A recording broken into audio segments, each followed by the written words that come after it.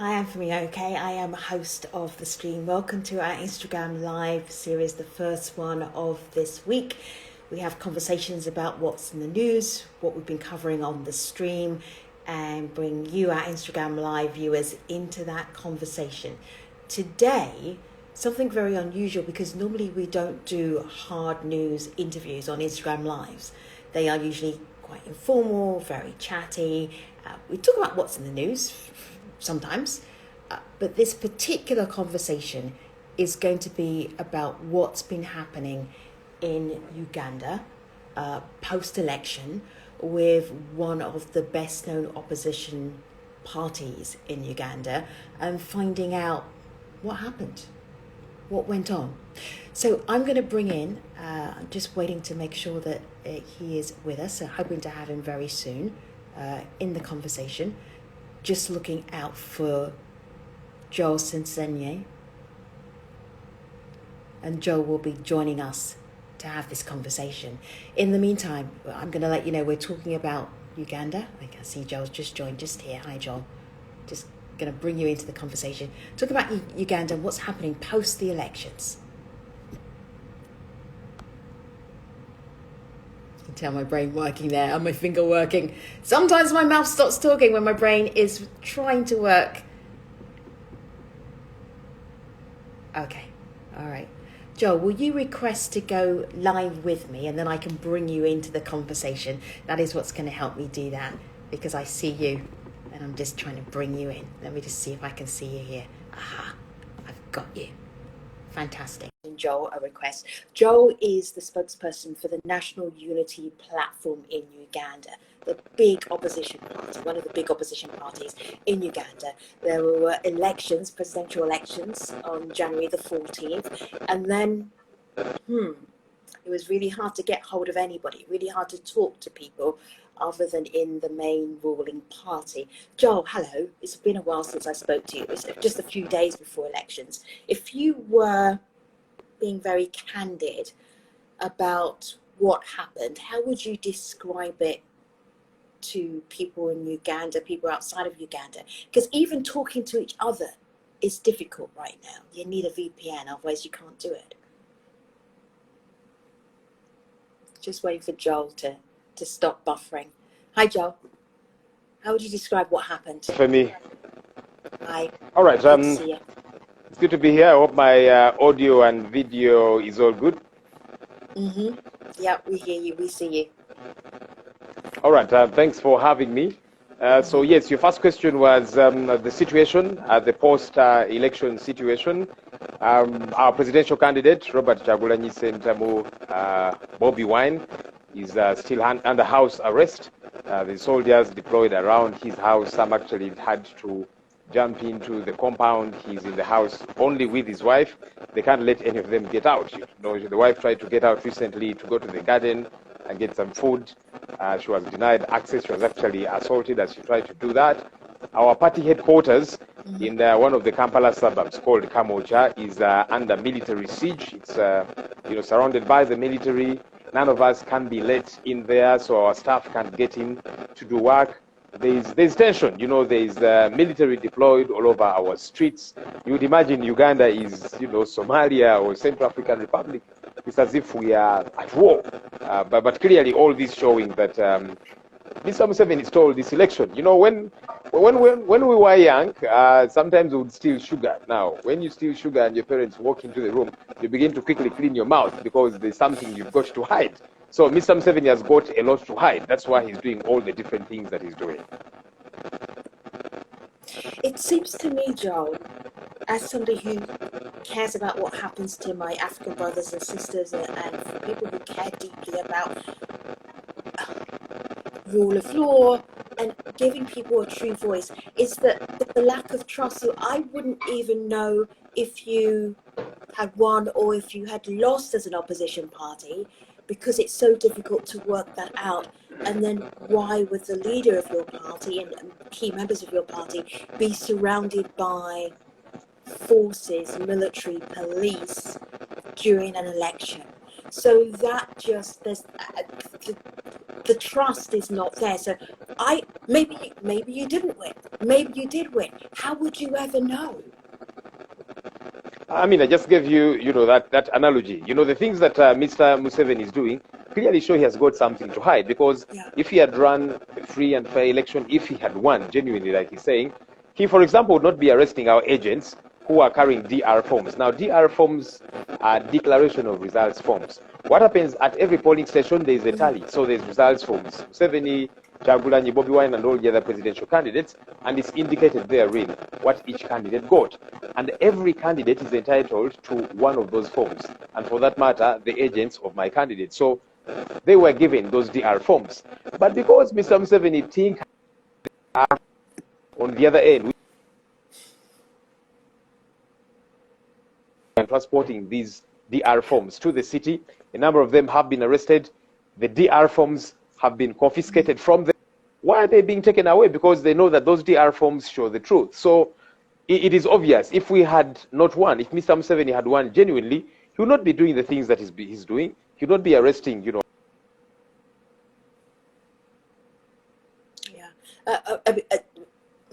My take on that is that maybe the fear of losing is like so afraid of losing that maybe those tactics are being used. They may not be necessary. Who knows?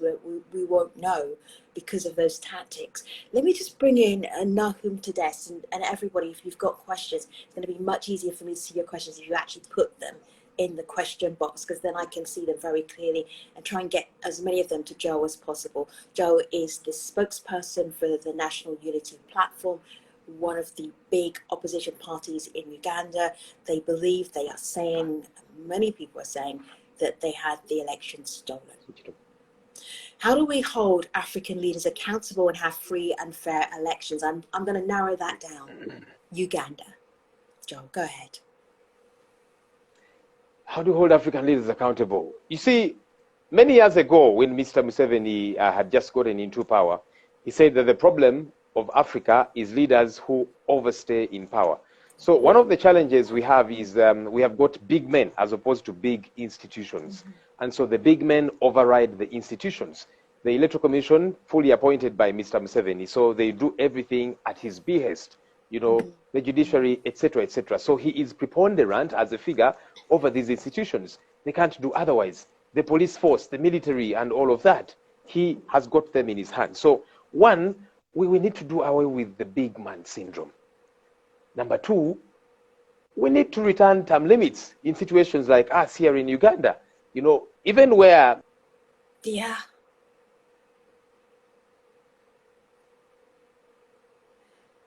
Just bear with me. You can see that Joel is buffering here, and connecting with Uganda right now, very challenging. If you want to do it via social media, you need a VPN. So there are going to be times when Joel is in and he's out of the conversation. I'll get him back in as soon as possible. Joel, you're buffering right now. Hopefully we'll re-establish that connection. It'll be a strong connection. And if you need to jump out and jump right back into the conversation, that will give me, Joel, just jump right back into the conversation again.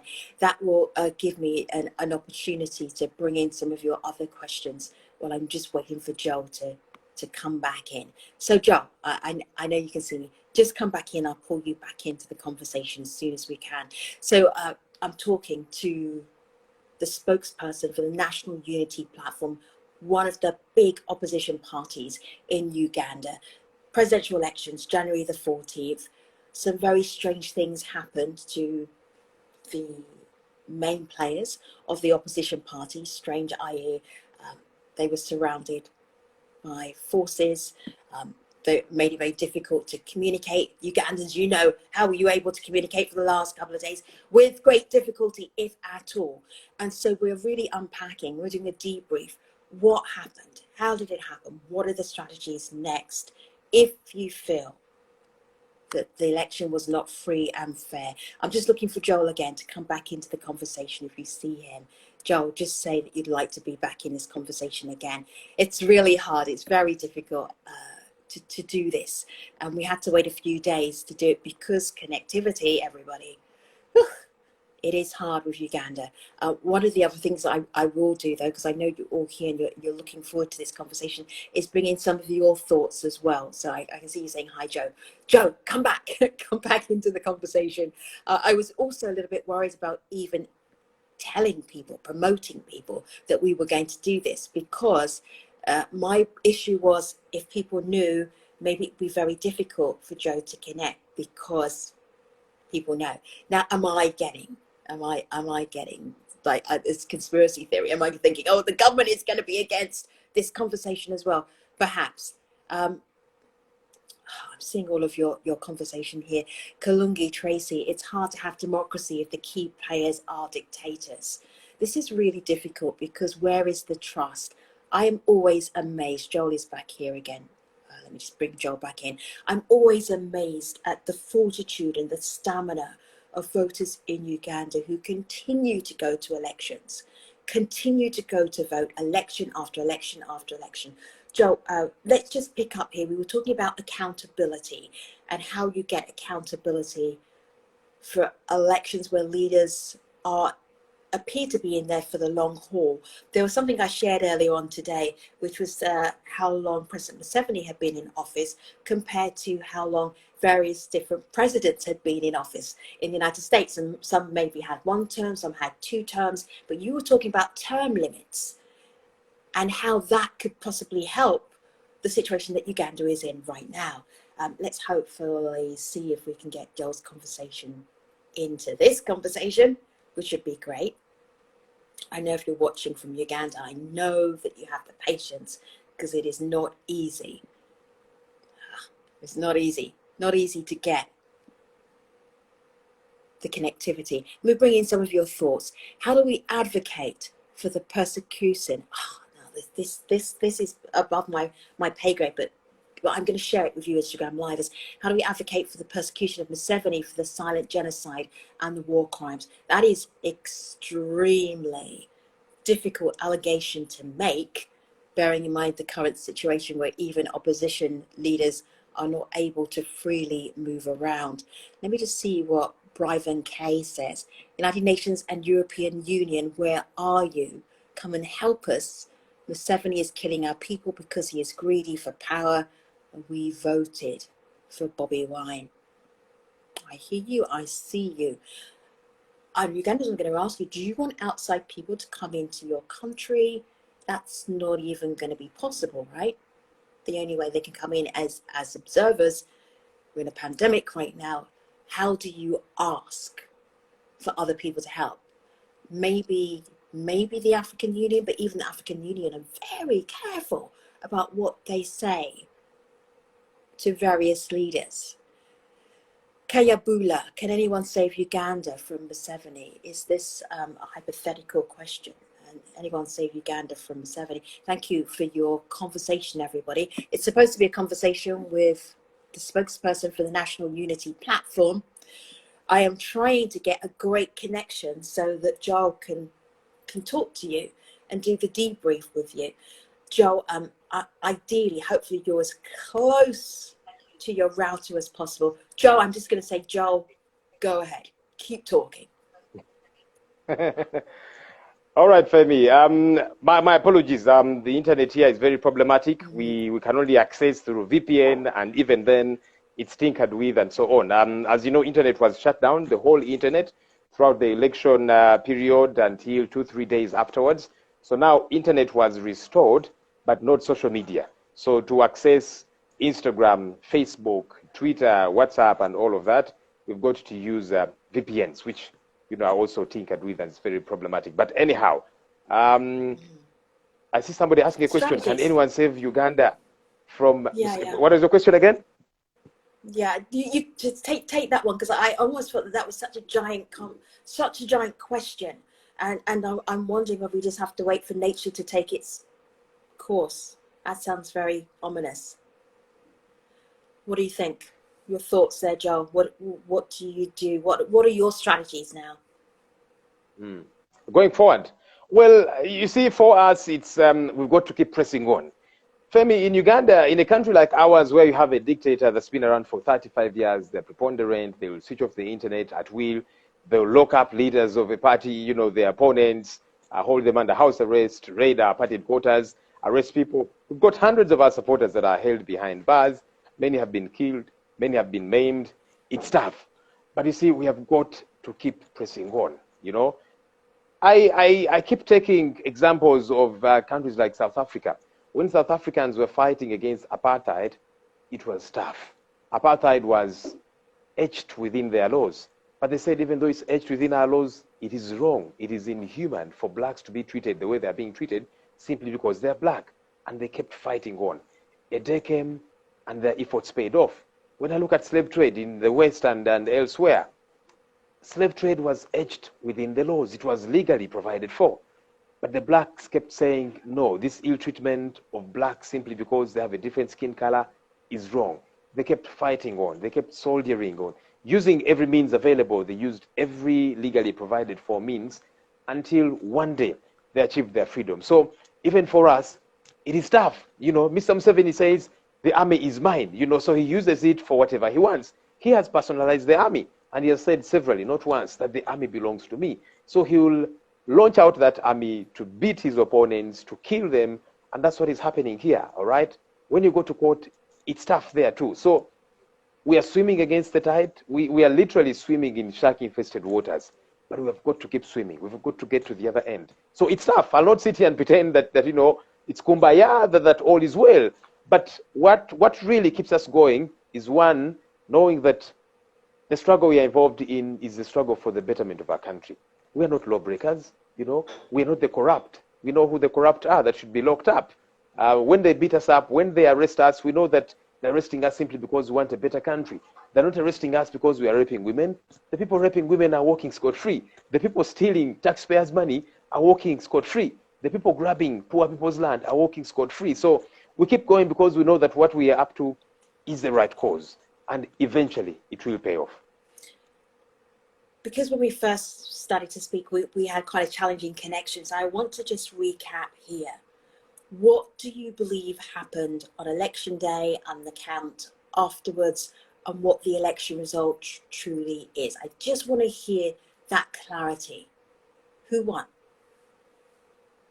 Yeah, so you see, like I said, you know, the guilty run before they are chased. Mr. Museveni knows that in a free and fair contest, he stands no chance. He's been around for too long. He has let down people. He has killed many of our people. He has maimed a number of them. Hundreds of them are behind bars. Service delivery is so low in this country. Taxpayers' money is robbed year in, year out. So people are simply tired of him. And he knows that I've just got to force myself on the people. And that's what happened on election day. That's why the internet was shut down, you know, because they didn't want the world to see and observe what was going on. They told Ugandans, when you go to the polling station, don't pull out your phone. You can't record anything. Why? Because there was a lot to hide. And now videos are beginning to come out. The people that were able to record, you know, in a stealthy manner, clearly showing how pre-ticked ballot boxes were being stuffed. You know, I imagine you've chanced on these videos. They've been making rounds on social media that somebody goes to vote. No, it's not secret voting. They give you the ballot on the paper in a couple of places in this country. You've got to tick from there. There's a security operative there, a military man, who is watching over to make sure you tick Mr. Museveni right there in the open. Then you go and you dip your ballot paper. So there's a lot to hide. He clearly knows he did not win this election like he says he won.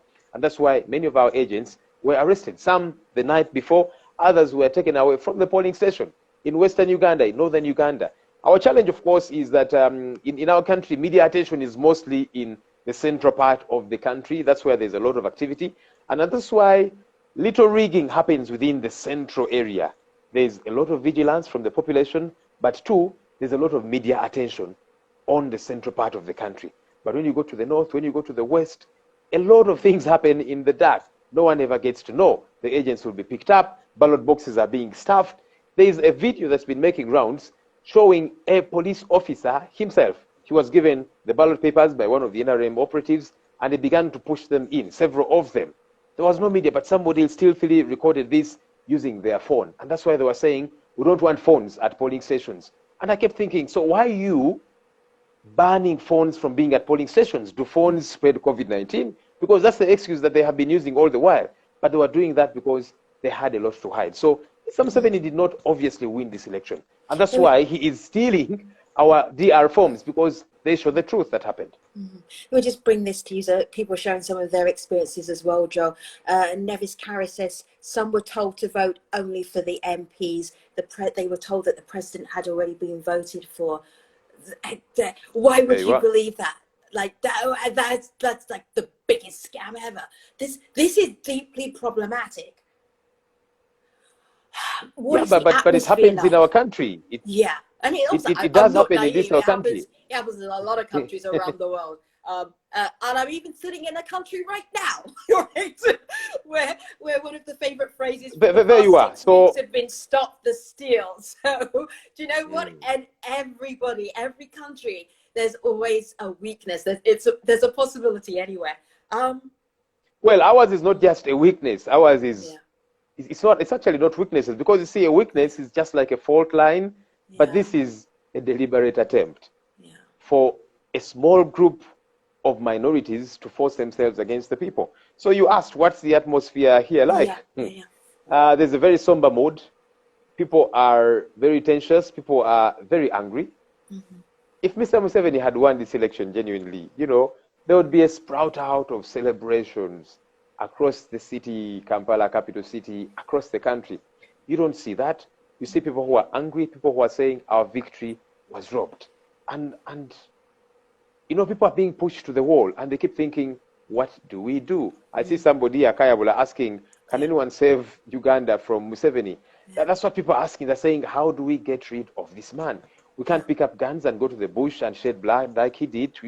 We're a lot more civilized. We are in 2021, for heaven's sake. And so we are saying we're going to use the legally provided for means. I get calls, so many calls, numerous calls every day of people asking me, what are we going to do? What should we do for this government? What should we do for this man? So people are in state of disconsolateness, but their hope, their resolve is not broken.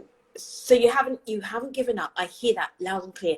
Mubarak 9K, echoing those calls that you've been getting. Now that Museveni has refused to publicly make the elections results available, what is the NUP doing about it? What are you able to do about that?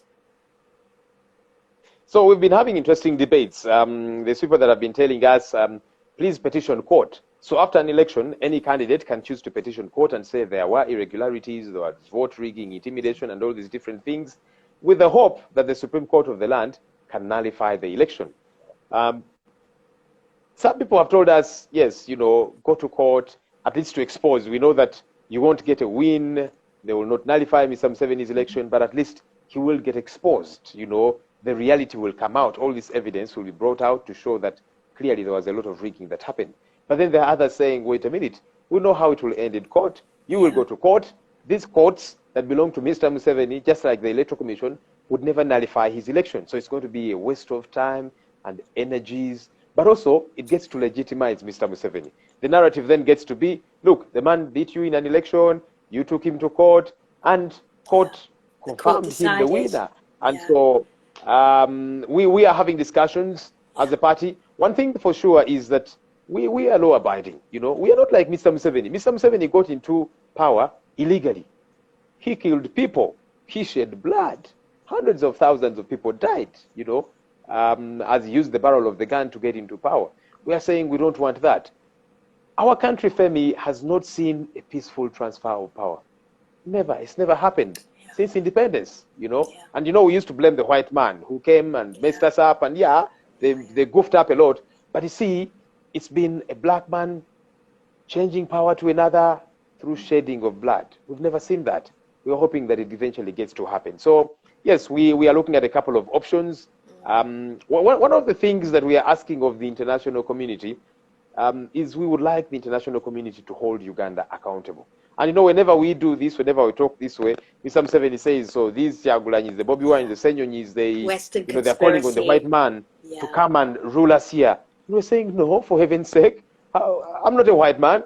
Bobby Wine is not a white man. He's the one seeking to be president of Uganda, not a white man. But we are saying Uganda is part of the international community. So Mr. Museveni should not go on a killing spree, in a manner so wanton, and it's okay because we are a sovereign state. No, the international community should keep its eye on Uganda. And I give examples. Uganda as a country, we are in South Sudan, We are in Central African Republic. Why are we there? Are those not sovereign states? They are sovereign states, but because we should keep them accountable, peer-to-peer review and accountability and all of that. And so we are asking the international community to do that. So Mr. Museveni should stop freaking out the international community and saying, mind your business, let's handle our own issues. What he's saying is, leave me alone to kill Ugandans, be quiet, shut up. No, that Joel, shouldn't happen. Do you think international community, whoever they are, they're scared of Museveni? I think they are, a good number of them. That's what it seems to be like. Some do speak out, but a good number of them are scared. So let's begin with Africa, because international community, it includes the African continent. Yeah. There's such a thing as the African Union. It's a body, an African body, putting together all these countries. Many times they're silent about these ills. Yeah, I'm trying not to make my eyes roll when you say African Union, because there are many leaders they are quiet there. because majority of them are guilty of the same things that Mr. Museveni is doing. Exactly. They are totalitarian in their countries. They are preponderant. They oppress the opposition.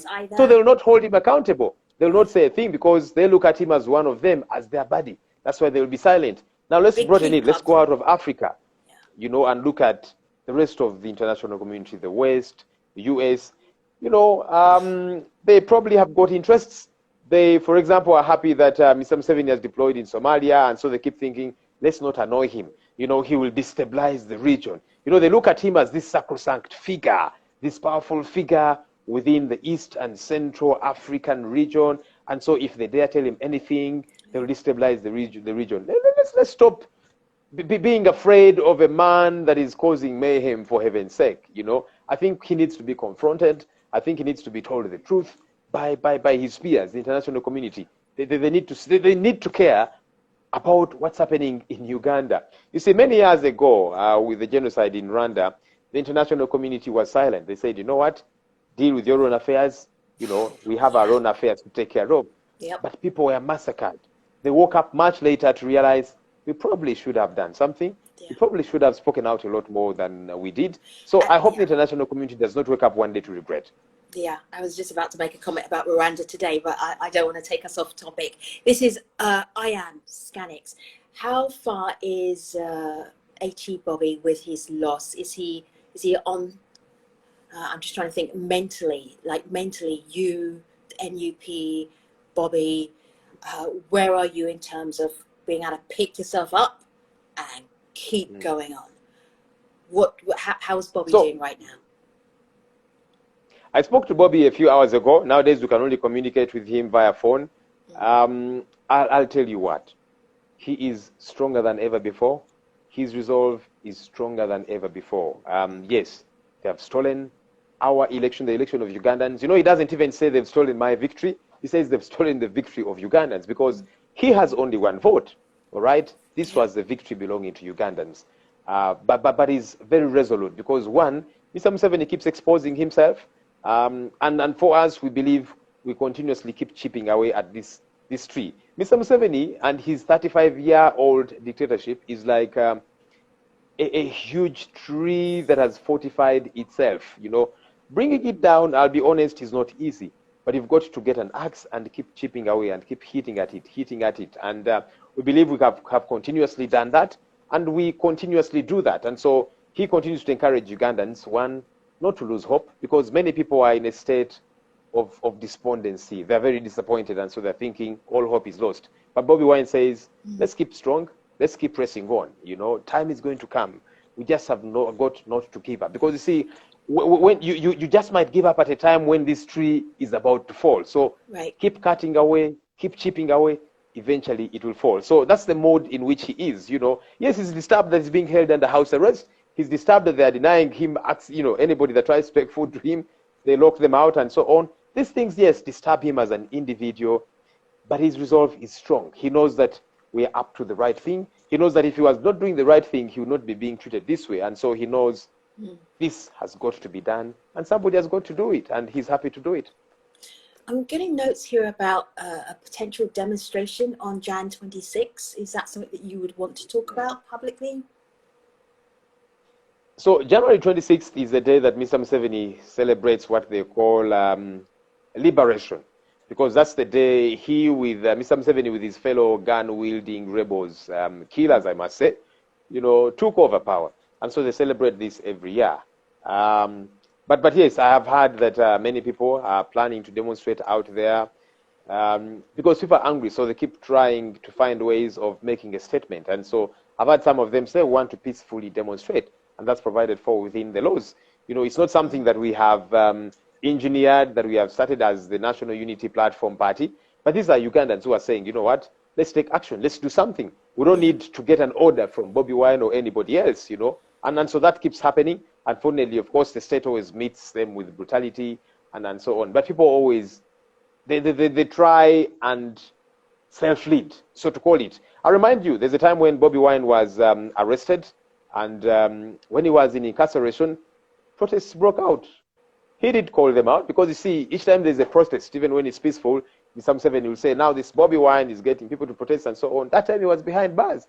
He did not place any order for people to protest, but they were saying, you know what, let's take action. And that's what Bobby Wine keeps telling them. He keeps saying, look, this is not about me as Bobby Wine. This is about all of us as a people. Everybody must play their part. Don't abandon this and relegate it to Bobby Wine, Senyonyi, and a few other leaders.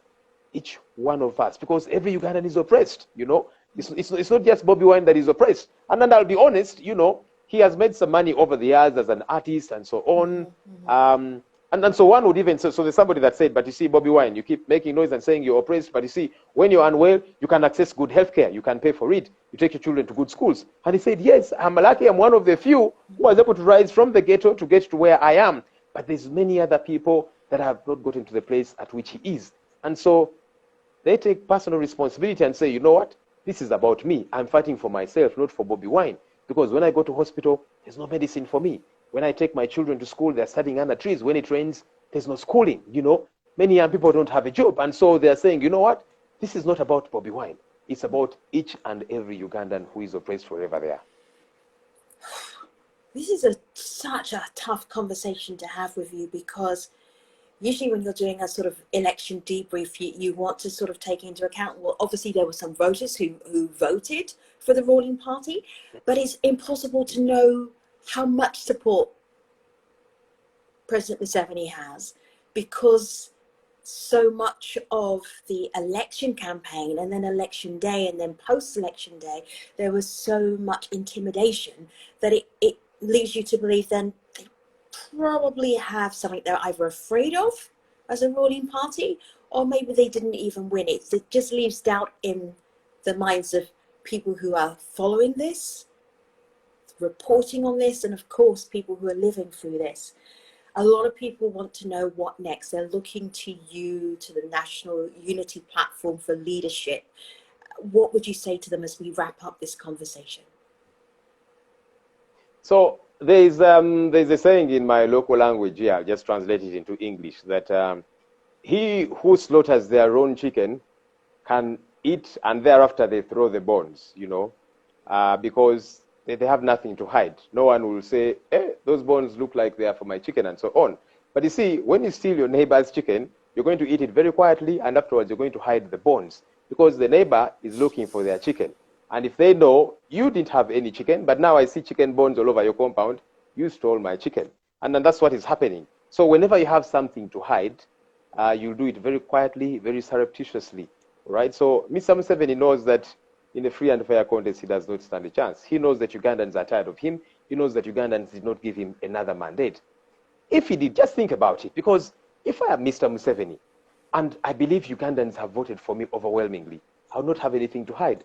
I would not deploy as heavily as I'm doing. I would not arrest my opponents and their agents and confiscate the DR forms. I would show Ugandans clearly, transparently, that, look, this is what happened. Because that would help him too, such that there is no doubt whatsoever about his win. But you see, all the things that he's doing clearly show that there is a lot that he has got to hide. Remember the example I gave you of a little child that steals sugar? When mommy or daddy walks into the room, they begin to do this. They don't do, if they've not stolen any sugar, they'll be at ease and face mommy and daddy very bravely, So that's what is happening. Yes, you ask, it's difficult to know what kind of support Mr. Museveni has vis-a-vis the opposition. It is clear as daylight. Mr. Museveni robbed the victory of Ugandans. That's why he's doing everything in a very surreptitious and clandestine manner. the arrests, the deployments, and all of that, clearly it is to cover something. But make no mistake, Ugandans are very resilient people. They're extremely resilient. They supported Museveni into power, those that did, when he was shooting his way to power.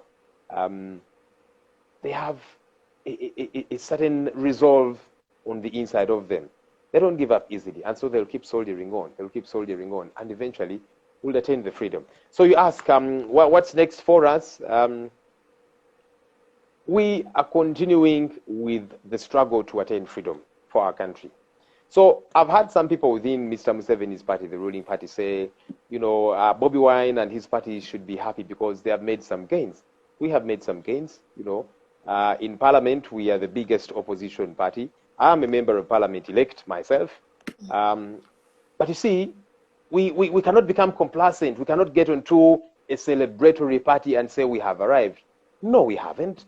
Yes, I'm a member of Parliament, but you see, we still have this minority group that is preponderant over us, that wants to rule us for another 5 years, that wants to oppress us for another 5 years, that is going to deny people access to good health care for another 5 years, that is going to steal taxpayers' money for another 5 years, okay? So, yes, even for those that are celebrating, we're telling them, wait a minute, it's not yet Uhuru. We haven't gotten there yet. Yes, and look, I thank God that we have been able to do quite a lot in a very short time. It's just about 6 months ago that we unveiled this new party to the country and its new leadership. And so we had about 2 months to prepare for an election, get candidates across the country for MP, and then, of course, get our presidential candidate set and so on. So by all standards, we have been able to achieve milestones in so short a time because you're 2 months old really as a new leadership of this new party, and you are up against parties that have been around for a long time, entrenched and so on. So yes, I want to appreciate Ugandans for all that they have been able to do with us in this short time, but it's not Uhuru yet. We still have a lot to do to continue with the struggle to see that our country gets to be free, to see that our country gets leaders who are accountable. Femi, our leaders are not accountable. They do whatever they want to do, and it is okay. That's the problem. We need our people to get leaders who are accountable, leaders who are going to serve them. Mr. Museveni has said it not once, not twice. That is not a servant of the people. He has said, I'm serving my family and my children. He said that, I think it was actually in an interview with Al Jazeera. He said that I'm not the people, I'm serving my children and my grandchildren. He said that we need leaders who are going to serve the people. And so that war is not won yet. So yes, we win a couple of battles, parliament, local council, etc., but the bigger war is still on. And ours is a non-violent war. Ours is a legally provided for mechanism that we want to use to see that we attain freedom. So in the next couple of days, we are going to be unveiling to Ugandans what more we are going to do, what avenues, how we are going to move. But what's for sure is the struggle continues until ultimately our country gets to be free. Joe, I've seen a lot of questions about election results. What about these results here? What about these results there? How are Ugandans going to get clarity on that information? Where does that information come from? Who's responsible to release that? So yes, like I said, that the Electoral Commission is mandated with conducting an election, hopefully a free and fair one. Obviously, they're goofing up on that, and then declare results. But then the process has got to be transparent. And that is why every candidate is entitled to DR forms, the Declaration of Results forms that show how each candidate performed at every polling station. So we have been gathering ours from the different parts of the country.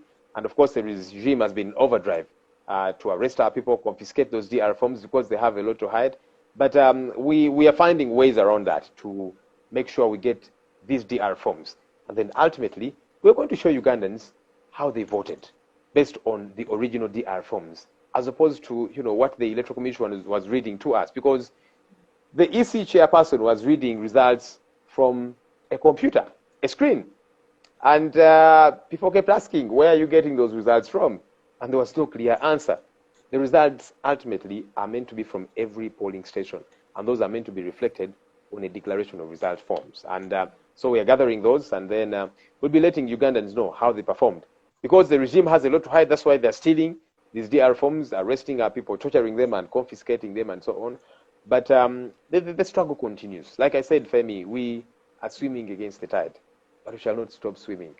You know, they can break our bones, but they will not break our spirits. They will not break our resolve.